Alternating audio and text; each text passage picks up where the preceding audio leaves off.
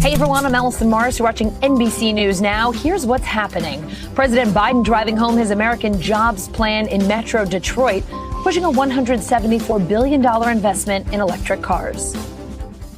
The future of the auto industry is electric. There's no turning back. An almost uninterrupted presidential tradition is back. The Bidens releasing their tax returns, how much they made and what they paid, coming up. And in North Carolina, no criminal charges for the deputies who shot and killed Andrew Brown Jr. last month. After reviewing the investigation conducted by the North Carolina State Bureau of Investigation, Mr. Brown's death, while tragic, was justified.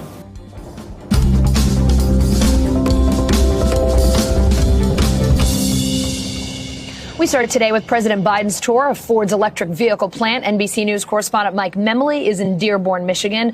Mike, the president wants to invest $174 billion in electric cars. How's he pitching that in Dearborn today? Well, Allison, I thought we had reached peak Joe Biden a few weeks ago when I was talking to you from outside the Amtrak station in Philadelphia. You saw him speaking before those Acela cars. Today was pretty much the quintessential President Biden type of event. He was in the heart of the auto industry here in the Detroit area, talking to union workers, surrounded by these pickups, and trying to make the argument that investing in this new battery technology in the cars of the future was essential not just for jobs, for our climate picture, but for boosting American competitiveness as well. And then he tied it all in, of course, to that multi-trillion-dollar American jobs and family plan. Take a listen. The American Jobs Plan invests in new and retooled union facilities, grants to kickstart new battery and parts production, loans and tax credits to boost manufacturing of these clean vehicles. It also makes the largest investment in research and development in generations. That's going to help innovate, manufacture, and build supply chains. So Biden came to this particular plant because he wanted to get a sneak preview of Ford's new Lightning. It's an F-150 all-electric pickup truck. And to borrow your pun, he drove the point home after his remarks. He went to a testing site just a few miles from here. And actually, we never see this. A president behind the wheels driving himself one of these new pickups. The last time I saw Joe Biden driving a pickup was in 2008. He was still Senator Joe Biden, getting ready to be named as Barack Obama's running mate. So a rare picture, but it looked like the president really enjoyed himself. Yeah. Firing that sucker up, as he put it. That guy went fast. Mike, first of all, you're welcome to borrow that pun anytime. It's here to share. I think you might be right. I thought we had hit kind of max peak Joe Biden weeks ago. But the aviators, the test driving the car, I'm watching him and I'm thinking, is he even, it looks like he's going off the path a little bit. Like he just looked like he was having a really good time. And you bring up a great point. When was the last time you saw a sitting president, a president behind the wheel of a car? They're usually in the back seat getting driven around. Peak Joe Biden indeed. The president, though, with a serious message today, Mike, saying China is beating the U.S. in the auto race. Here he is. Right now, China is leading in this race. Make no bones about it. It's a fact. You know, we used to invest more in research and development than any country in the world. And China was number 9. We now are number 8, and China's number 1.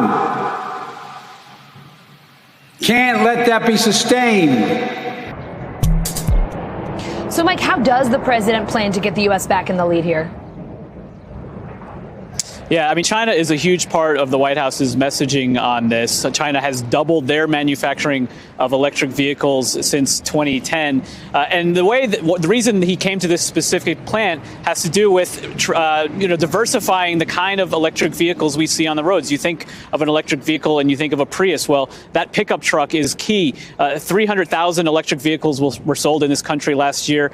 800,000 pickup trucks bought last year. And a great stat from Josh Letterman that I'm borrowing as well. And so as you talk about that $174 billion package here that involves electric vehicles, $15 billion of that would go towards adding 500,000 electric vehicle charging stations across the country. Another $14 billion of that would be incentives to help sort of boost the production of these mid and heavy duty style trucks that clearly Americans want. But that was obviously the message as part of the president's push, trying to make the point that if we don't make these kind of investments, China is going to continue to own the electric vehicle market. And as he puts it, the U.S. should be owning that electric vehicle market. Mike, people might not know this, but Dearborn has a large Arab American population. The Detroit Free Press reporting that the section of Dearborn that's home to that particular Ford plant is more than 90% Arab American Muslim. We have been hearing about protests there during the president's visit over the fighting between the Israeli and the Palestinians. What have you seen and heard there today? Yeah, Allison, obviously there's the foreign policy argument the president wanted to make today about China, but very clearly a split screen moment with the situation in the Middle East dominating the headlines and really competing for the attention of the president today. You mentioned there was a demonstration we attended earlier this morning, spoke with some community leaders who said, listen, they helped put President Biden in the White House. His support in Dearborn itself was a big part of his overall winning margin here in the state of Michigan, which, of course, was so important nationwide. And they want to see him do more to support the Palestinian side here. As they said, you don't have to be anti-anything to be pro-Palestinian. Mike, you mentioned it, a big part of what was going on there today, even if not planned. Mike Memoli, peak Joe Biden today for sure. Thanks so much for showing us that video. That was terrific. Thanks, Allison. President Biden trying to navigate shifting Democratic politics on Israel. In his latest analysis, NBC News senior national politics reporter Jonathan Allen saying voices critical of Israel are growing louder, more urgent and more mainstream in the wake of the current hostilities, and the president hasn't budged. John is with me live now. John, always great to see you. A real serious one today. In your analysis, you write that U.S. officials have not called on their Israeli counterparts to alter or halt their response to Palestinian rocket fire. That puts the administration at odds with the growing set of Democratic voters and elected officials who are casting a critical eye and harsh language at Israel. You say this reflects a gradual shift over the last dozen years or so. Talk us through what's changed for the Democrats. It's a great question, Allison. Let me just start with this, though. When you're listening to statements from the Biden administration and others calling for not calling for a ceasefire, but saying they're supportive of a ceasefire, that's diplomatically very different than calling for a ceasefire. So they would welcome it, but they're not putting any pressure on Israel to, as I wrote, to alter or halt its campaign of retaliation against the Palestinian rocket fire. What's really changed here over the years, has a lot to do with Benjamin Netanyahu, the leader of Israel, who was sharply critical of Barack Obama and the Iran nuclear deal, and then turned around and locked arms with President Donald Trump, the Republican. So elected Democrats don't see a lot of purchase in, aligning with Netanyahu, at least certainly not as much as they used to. And they certainly have a dim view of the way that he has played politics from Israel within the United States. But in addition to that, you've got Democratic voters and some elected officials who are really taking a second look at the Israeli-Palestinian conflict for the first time in a long time. And basically, the social justice element of the Democratic Party is, has to wrestle with wanting changes to systemic injustices here, versus what's going on over there, where there is, generational poverty and systemic injustice in the Gaza Strip. What we have not seen, though, is any real shift in the substance in Washington. That is to say, the administration and the majority in Congress are still heavily supportive of Israel's right to defend itself, and the voices have shifted a little. The rhetoric shifted because the party politics with the Democratic Party have changed, though. Mm-hmm. All right, John, the president really getting it on both sides, right, from progressives and some moderates. Let me start by asking you about progressive Democrats. They want the Biden administration, some of them, to stop a $735 million weapons deal with Israel. Congresswoman Ilhan Omar, in particular, saying if this goes through, this will be seen as a green light for continued escalation and will undercut any attempts at brokering a ceasefire. What else can the White House do to ease the pressure from progressives in particular?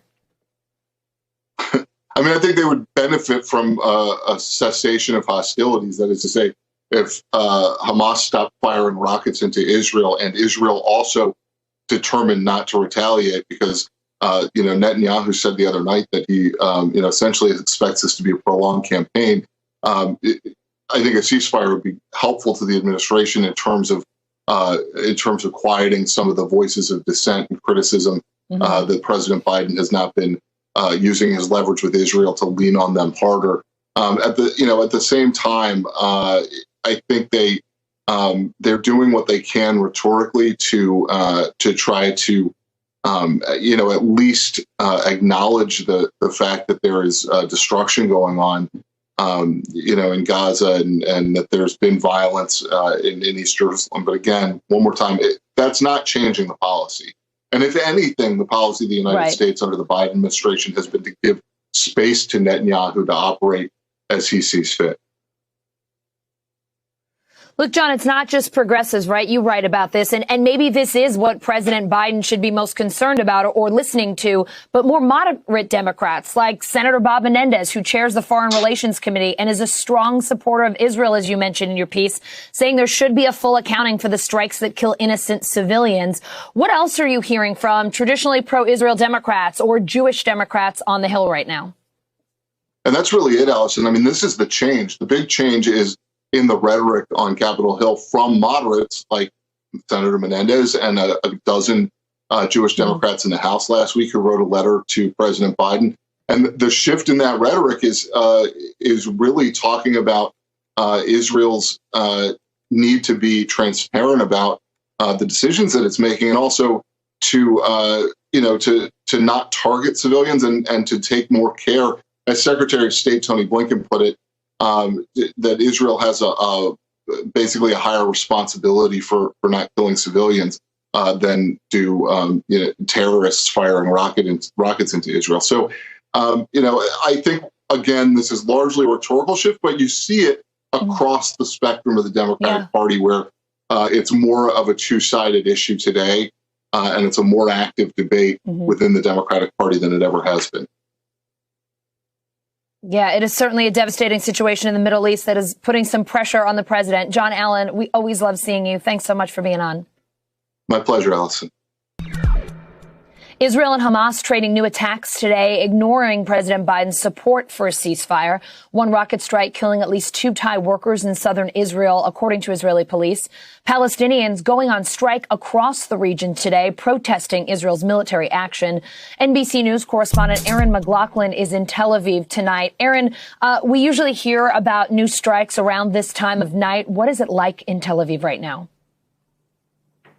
Well, the situation here, Allison, is tense as the violence continues. We were just on the phone with our sources in Gaza. They say that the Israeli airstrikes continue over the southern part of Gaza. This, in addition to the violence that we saw earlier today, rocket fire from Gaza into Israel, striking an Israeli settlement to the south of Israel, killing 2 foreign nationals, injuring 7, adding to the Israeli death toll, 12 killed so far in this conflict. In terms of the Gaza death toll, some 212 Palestinians killed, more than 60 of them being children.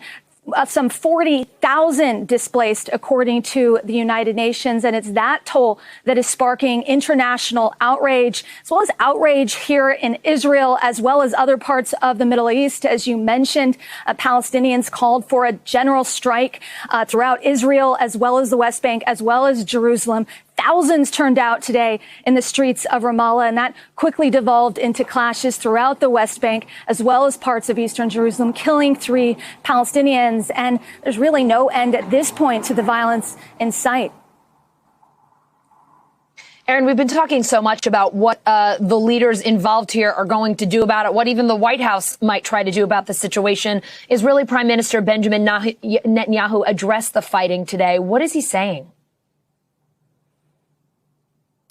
Well, today he said that he is going to continue with this Israeli military operation for as long as necessary, giving few clues as to when it might end, despite international pressure to bring it to a close. So far, Israel resisting that pressure, even a phone call with President Biden saying that he supports the ceasefire, stopping short of directly calling for that ceasefire, as many within the president's own party are pushing him to do. So a lot of pressure coming in from all sides for Israel to bring this to a close.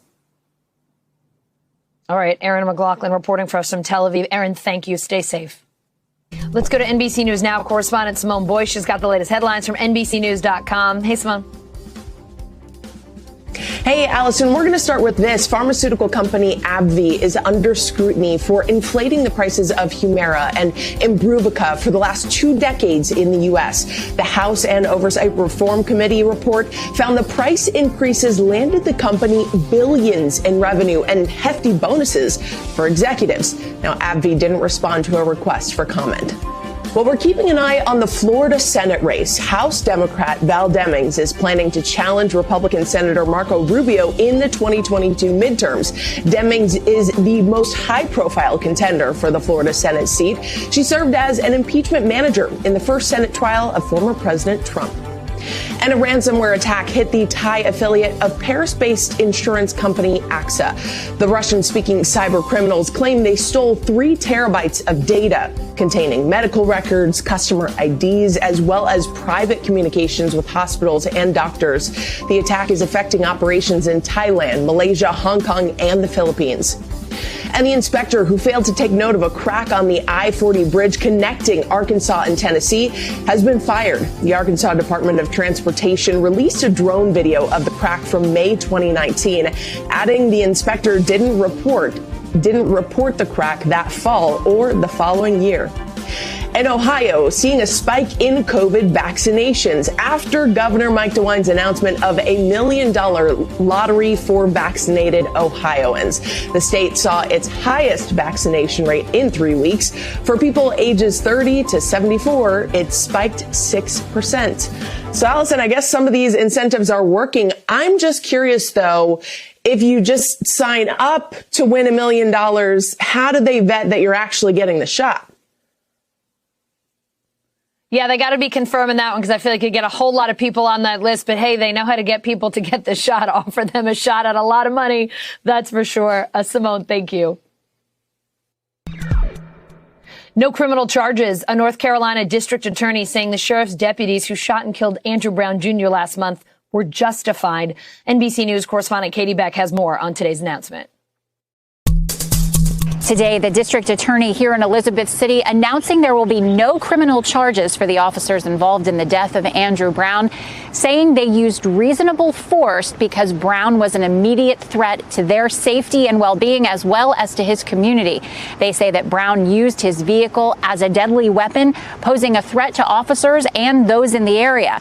They say that they do not feel that criminal charges would be necessary in this case because the Constitution and state laws were upheld and at no point was their thinking unreasonable or illegal. Now, Brown's family has had a much different interpretation of that video from the start, calling this decision a slap in the face to them and to the community and demanding that the Justice Department get involved. Another qualm they spoke about was the fact that the district attorney did not contact them first with the outcome of this investigation before announcing it to the media. Earlier today, the district attorney defending his statements here. I think Mr. Brown's intention was to get away. I think Mr. Brown was fleeing an arrest because Mr. Brown had drugs on his person and in his car. And I think he did not want to get caught with those. So that's why I think Mr. Brown was fleeing. The officer's position around the car is why he drove at them. He had no choice. If he was going to attempt to flee, he had no choice but to drive directly at the officers. When he did that, and he made that decision on his own, he placed their lives in danger. When the district attorney was asked why he didn't contact the Brown family, he referenced a very tense relationship with Brown's family and attorneys and said he hadn't done it yet, but would be willing to have a conversation with them later about everything he discussed in that press conference. He also said that he never considered recusing himself from the case, despite demands to do so from the Brown family, because he feels that although he has relationships with these officers, he's also an elected official in this area and accountable to the people here to be impartial. NBC Nightly News host Lester Holt taking his Across America series to Louisville tonight to talk with Police Chief Erica Shields. She was tapped to lead the department after Breonna Taylor was shot and killed. Here's a preview of their conversation about race and policing. Do you think there's a connection between policing and racism? Oh, I know there is. I mean, I employ human beings. They come to the table. They develop inherent biases. Data supports that all day long. I think it's important to distinguish that that's not saying police are racist. I think that what happens is we focus on the end result and not the process. You can catch more of Lester's conversation with Chief Shields tonight on Nightly News at 6:30 p.m. Eastern. Maricopa County still auditing the presidential election more than 6 months after Joe Biden was declared the winner. Now even some members of the GOP are saying it's time to stop. Supervisor Hickman has even been accused of feeding ballots to hundreds of thousands of chickens at his farm and then purposefully incinerating them. It's time to be done with this craziness and get on with our county's critical business. We ran a bipartisan, fair election. I supported an audit. I supported cooperating with the Senate. What I didn't support is a mockery. NBC News correspondent Steve Patterson has more on the GOP infighting over Arizona's election audit. Yeah, Allison, this is really dramatic because it's the first time we've really heard from the board, and they were not afraid to speak out. I mean, the word bubble is enormous on this, calling the audit inept, a sham, a con, a threat to democracy, a mockery of the state of Arizona. All of this in a deluge of comments. Very recently, a meeting yesterday they held to specifically address this because they say this has been going on too long, that it is, again, a threat to their system there in Maricopa, and then it's not doing anything. Just to catch you up, the subpoena election material came at about February or so. The judge issued that order. All the election materials, including 2.1 million ballots, the entirety of ballots in Maricopa County, taken to the Veterans Memorial Coliseum, where they're being counted by hand. This is happening, of course, because Trump supporters during the election said there was always a problem with some of these election machines. So they wanted to recount everything. The company that is overseeing this was subcontracted by the Republican-controlled state Senate. They're called Cyber Ninjas. As far as anybody knows, they have absolutely no election auditing experience. So you have this company with no experience, watchers inside of there, because there aren't journalists allowed, so we can only get reports from people that are actually seeing the process, say bizarre things are happening, like some of the workers using UV lights to try to see if there's watermarks or bamboo in some of the paper because maybe there's tampering from an Asian country. All of these are really QAnon theories, not amounting to anything. But while it may seem like a waste of time or a joke to people across the country, people in Maricopa are very worried that this is a waste, again, of money, of resources, of time, and this sets a dangerous precedent for the rest of the country. Here is what some of the board supervisors said about what's going on. Listen to this. The election wasn't in question until a couple days after the final vote count. That's when all of a sudden, whoa, there might be a problem. We don't like who won the election. So let's call into question. Let's start rumors and unfounded statements and conspiracies. Let's throw these out there. Let's do everything we can to undermine the will of the voter, undermine our democracy. Let's do everything we can. No one, I believe for myself, never thought it would last this long. 195 days, we're still talking about it. 6 months later. And that company, Cyber Ninjas, was paid $150,000 of taxpayer money from the state Senate's budget. So there's obviously some concern about where that's coming from. And to keep funding the operation, they're using fundraising methods through dark money. In other words, donors where we don't know where the sources of money is coming from. So of great concern to the board. The board, by the way, mostly Republicans, they're saying they're getting intimidation threats and even death threats. They've had to get the sheriff's department involved. So they want this to end as soon as humanly possible. President Biden and Vice President Harris releasing their 2020 tax returns, a tradition former President Trump ignored. CNBC political reporter Christina Wilkie joins me now. Christina, the first couple made just over $607,000 last year, pretty big drop from 2019. What else did we learn from their 2020 tax returns? We learned that they paid about $150,000 in federal income tax, which works out to a tax rate of about 27%. They also made $30,000 worth of charitable donations. And we also saw that their income came mostly from Social Security, from pensions, and from Dr. Jill Biden's speaking fees. Because as you remember last year, Joe Biden was on the campaign trail, so he wasn't giving those lucrative executive speeches. All right, so let's talk about Vice President Harris and her husband. They made close to $1.7 million in 2020. Where'd all that money come from, and what does their tax bill look like for the year? The majority of that money came from Doug Emhoff, Vice President Harris's husband. He is a partner at DLA Piper, the big international law firm. So that's where the bulk of their income came from. But Vice President Harris also reported $300,000 in income from her book, from her 2019 book, and another $174,000 from her Senate salary. Christina, President Biden's been pitching tax hikes on corporations and the wealthiest Americans to pay for his spending programs. Both the president and vice president would pay more in taxes if they kept up their 2020 income levels. Where is this battle over tax hikes today? So as we sit here this afternoon, Senate Republicans are meeting with White House negotiators in the Capitol to see if they can come up with any alternatives to raising taxes that would fund Biden's $2 trillion infrastructure program. So they're talking about potentially using user fees like drivers would pay who are on the newly improved roads, or potentially repurposing some coronavirus relief funds. Or they're also talking about going after tax cheats, which the White House says could raise as much as $700 billion. But here's where it gets tricky. The White House has said no to user fees because they say that it amounts to a tax cut on the middle class. Senate Republicans have said absolutely not to any tax hikes. So right there, while we are the two sides are talking right now, they remain very far apart.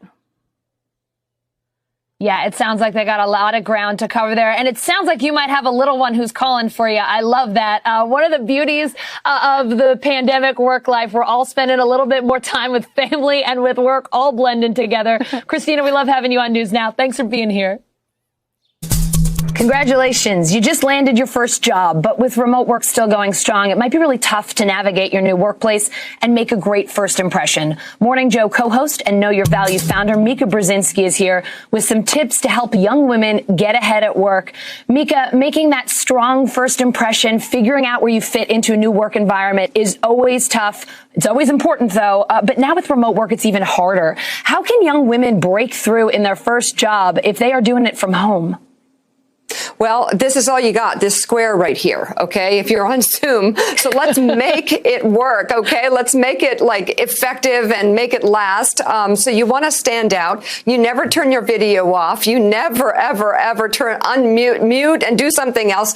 You got to be there for those Zooms and be in that box and show with your face and your posture and your eye contact how much you want to be there. Even like an eager sort of, and I mean it in a very positive way, but those energetic eyes that show that you're so interested in being in this job. Focus on your strengths when they come to you. What is it that you can bring to the table on a certain project? Ask questions.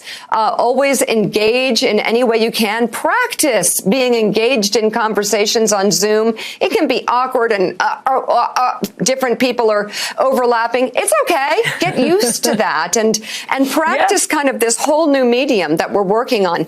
And always, if you're starting out, it's that first or second job, or you're starting out a new job, pay attention to the details, even the simplest tasks. Do them as well as you can. Do them perfectly if it's a simple task. Showing that you care even about the smallest things says a lot about the value that you want to bring to the table. Mika, one thing a lot of young women struggle with early on, quite frankly, women struggle with early on at any stage, you don't have to be young, right, is knowing our value. We will take on a ton of extra work to be liked or to make a good first impression, and then you just burn out. What should you do? What shouldn't you do when you're new to a job? Okay, so a couple of things. First of all, we're in a really weird time because we're on Zoom, but we might be going back in soon. And if it's a new job, you're on Zoom, and then you're also going to be dealing with the social emotional crisis of stepping out of your sweats and going into a building again soon. Yeah. So keep in mind that's a lot, actually. For people who have been cooped up, especially young people, this has been a really tough year. So understand that you may feel some anxiety that you didn't expect about yourself. And so within all that, you want to make a good impression. So address that up front with yourself. Think of ways and strategies that you can help yourself feel better about getting back in, maybe even just validate that you're feeling this way. And you can talk to other people about it. I'm sure everybody else is going through it too. And I know from talking to managers and vice presidents and people all the way up the flagpole here at NBC and Comcast, they're worried about the younger generation, about making sure we retain young talent here at this company. And they're worried about that re-entry being successful for them. Really good companies are considering this. They're knowing that this is going to be a very tough transition. Then the basics on making a good impression. Of course, focus on your strengths and always learn to talk about what the value it is that you bring to the table without it being uncomfortable or awkward. You want to show real curiosity in lots of jobs, but you don't want to get pigeonholed into that person where they throw everything at you and you're always that person who's doing everything but nothing well. It's okay at the beginning of your career, but at the middle of your career, you need to start defining yourself. You need to start realizing what it is that you do best and trying to focus the jobs you get on your best, strongest qualities. And a lot of that has to do with being able to communicate effectively, because you can't get those jobs or, those projects unless you ask for them and you know what it is that you do well. Knowing your value is not just about your monetary value, but it's knowing what it is that you bring to the table and communicating that effectively. And then the final thing I will say to especially younger women, when you are meeting people in the workplace, and I urge you to meet everybody up and down the ladder at your company and have coffees and learn about different people with different backgrounds, because you never know where everybody in this company is going to end up. And you really want to practice having good, strong relationships with people until it starts to come naturally for you. But you don't want to become chatty Cathy in the office, doing the office gossip and chatty, or here's my problem with this person. This is very negative, very dangerous territory. You want to conduct yourself in a way where you command respect first with the people around you. You're talking about the work. You're interested in their background because you care as a person. You never want to gossip about other people. Being friendly is not for the workplace. That's for like your girlfriend, your best friend from forever with wine on a Friday night. The office is about garnering respect first, and then friendships will follow, a few of them, in the years down the road. But I do think some women make the mistake of trying to be friends with everybody, and they kind of get in too deep in an area that's not appropriate. Gossip, chatty. No. That's not what I mean when I talk about really getting to know the people in your company and developing those relationships over time. They should be relationships based on respect. You're there to build that respect, not to make a bunch of friends. That's what Friday night is for. Some of the friends will come, as you've said. Mika, one awesome Know Your Value tip, though, build a committee at work, an alliance of coworkers who are both senior and on your level. How can young women do that, and why is that so very important? Yeah, they should do that. It is hard.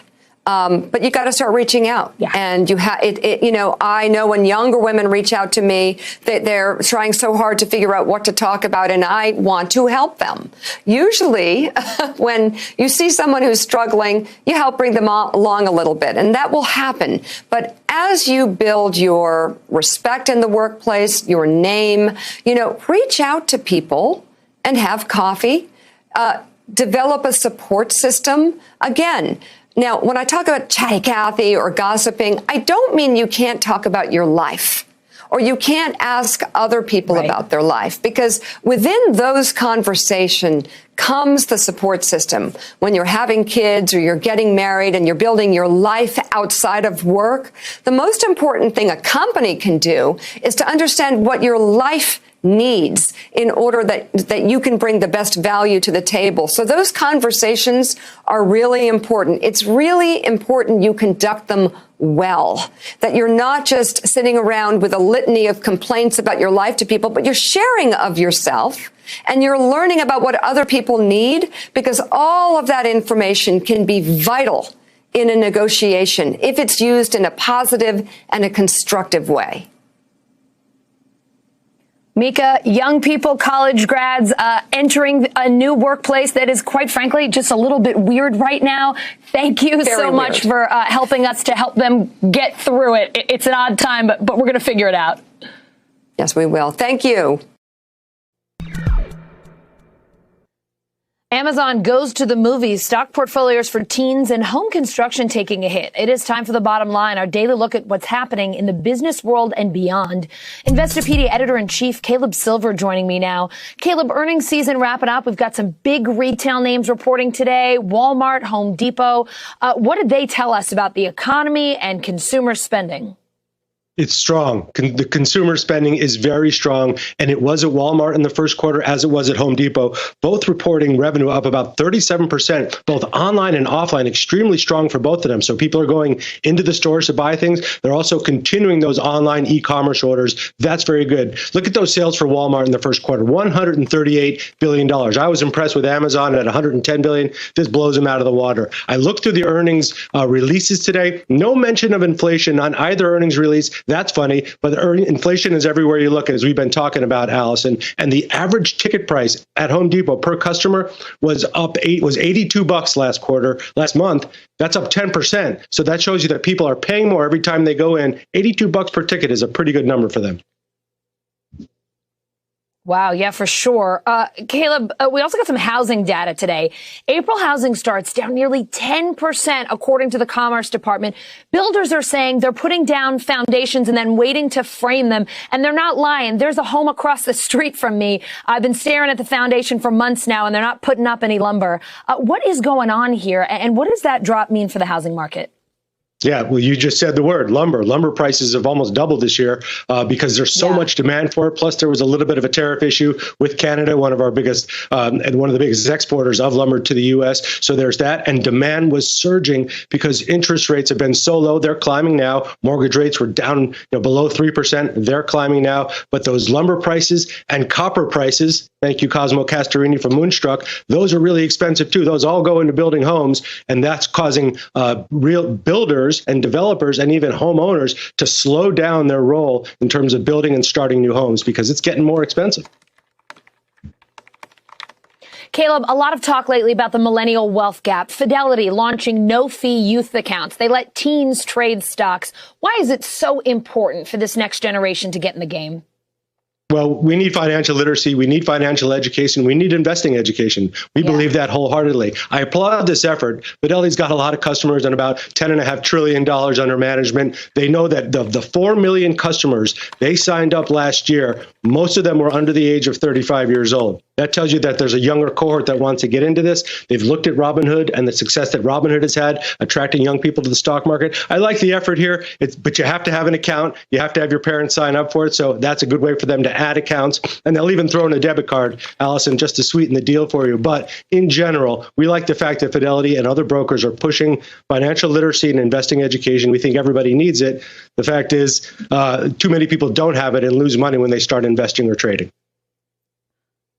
Yeah, and look, there are two words I like about that one. No fee. That's always a good thing, Caleb. I got one more for you on the streaming wars. Man, there has been a lot happening in this space this week. Amazon reportedly in talks to buy MGM for $9 billion. This rumor has kind of been circulating for a while, but it's getting some more play today. What would buying a film studio do for Amazon Prime Video and just the streaming space in general? Well, this would be a huge deal in Hollywood, but a very small deal for Amazon if they were to pull it off. $8 to $10 billion. Yeah. Amazon's got $72 billion in cash on hand right now, but they have 200 million Prime subscribers worldwide that would love exclusive access to James Bond and Rocky and that huge library of MGM films. That film studio is 101 years old. Think about the legendary films and classics that are in there. They would get that. Plus, they got cash on hand to buy this. And even Jeff Bezos, the outgoing CEO of Amazon, he's going to need a new project. Why don't you make him the head of the studio? I'm sure he would love that. Oh, I bet he'd be in heaven. Hey, Caleb, I can't thank you enough. We usually see you on Fridays, but we couldn't wait, so we called you up on a Tuesday. We're very grateful to have you on News Now anytime we see you. Anytime. Thank you. Is home ownership still a part of the American dream? These days, it doesn't always look that way. U.S. home prices are soaring, forcing first-time buyers into bidding wars and making affordable housing even harder to find. NBC's Sanika Dange shows us what's happening with housing in Orlando. Amy Kaufholz and her family have spent 3 years saving to buy a house. This is a dream we've had for a long time, and we finally feel like we're capable. Over the last 2 months, they say they've seen every listing in their price range. If you don't see it within the first 24 hours, the chances are you won't see it. They made 5 offers at or over asking price. All of them have been lost to cash buyers who are offering at least $15,000 to $20,000 over asking. So they upped their budget by $25,000. Still, no luck. Every Sunday night, typically after we've lost another offer, I end up in tears and just wonder if it's worth it.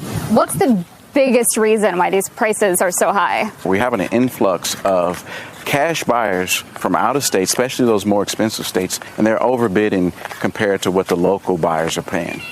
The number of homes for sale in the Orlando area has plunged more than 60% in the past year. Inventory is so low it would take only 3 weeks to sell all the homes currently on the market, far less than the 6 months experts say is typical for this area. And in the age of remote work, many are relocating, especially to certain areas. For sale inventory is down more than 30% compared to last year. Universal, NBC's sister company, has announced plans to dedicate 20 acres of land for 1,000 affordable apartments. A task force is also working to increase housing options. But for now, the market is tough for renters, too. How are the rental options? Rentals pretty much similar to the housing market. There's inventory that's pretty low because we have specifically a lot of renters that want to buy, but due to the housing prices being so high, they have to renew their leases. It took Lacey Wolver 6 months to find an apartment to rent.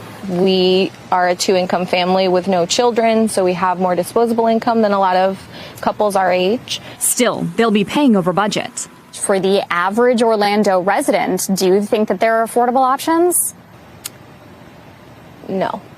It's almost like they can't afford to live where they work. Does this feel like the American dream to you? No. Not in the slightest. There's no real hope right now for first-time home buyers, and it's been really sad.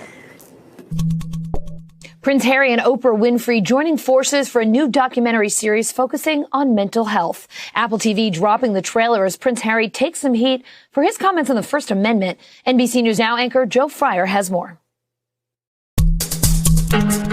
All over the world, people are in some kind of mental, psychological, emotional pain. Oprah Winfrey and Prince Harry together again, this time for The Me You Can't See, a series featuring candid discussions around mental health they hope a lot of people will see. What words have you heard around mental health? Crazy? Lost it, can't keep it together. The trailer shows a clip of 12-year-old Harry at his mother, Princess Diana's funeral. Also profiled, I've been through it and people need help. Lady Gaga, Glenn Close, and many more. To make that decision to receive help is not a sign of weakness. In today's world, more than ever, it is a sign of strength. Meghan Markle also appears in the trailer alongside her husband. Both she and Harry have been speaking honestly about their personal journeys with mental health. In their interview earlier this year with Oprah, It takes so much courage to admit that you need help. and last week during Harry's appearance on Dax Shepard's Armchair Expert podcast, where he also drew criticism for comments about the First Amendment while talking about the paparazzi. Yeah. I got so much I want to say about the First Amendment. I still don't understand it, but it is bonkers. But as Harry and Meghan open up about their lives, they're also opening themselves up to more scrutiny. I think what is beginning to irritate a lot of people on this side of the pond is the constant demands for privacy. And yet we now know more about Prince Harry and Meghan Markle than we did before, because they've chosen to lift the lid on a lot of very private matters. The Duke and Duchess of Sussex have been delving into numerous projects on this side of the pond, partnerships with Procter & Gamble, Netflix, and Spotify, Meghan's upcoming children's book inspired by her husband and son, Harry's new Silicon Valley job, and now his new series about mental health, hoping that by sharing his personal story, he can help save lives. The results of this year will be felt for decades. For kids, families, husbands, wives, everybody. Hey, NBC News viewers, thanks for checking out our YouTube channel. Subscribe by clicking on that button down here and click on any of the videos over here to watch the latest interviews, show highlights, and digital exclusives. Thanks for watching.